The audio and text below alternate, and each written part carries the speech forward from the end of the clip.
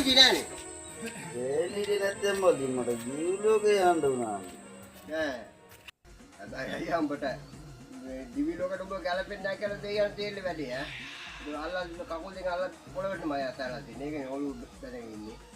දෙයියෝ මාව අතාර නෙවෙයි. ගෑණි මට මෝල් ගහයන් පත බාලා ඉන්නවා.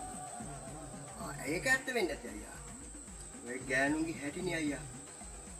අවු වැඩ කරලා මිනිහාගේ පිටෙන් තමයි දිවි ලෝකේ යන්න හදන්නේ.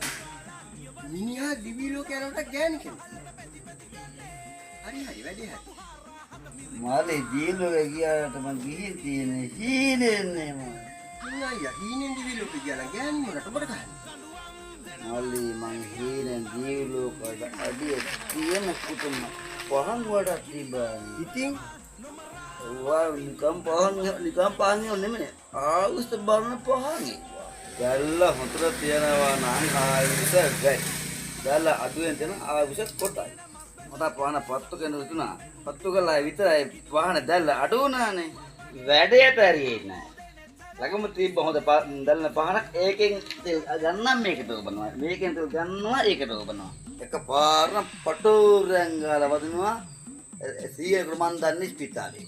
ඉතින් අයියා ඔබ හීනෙන් දැකපේකයි ඉස්පිතාලේ හිටපේකයි දෙකක් නේ.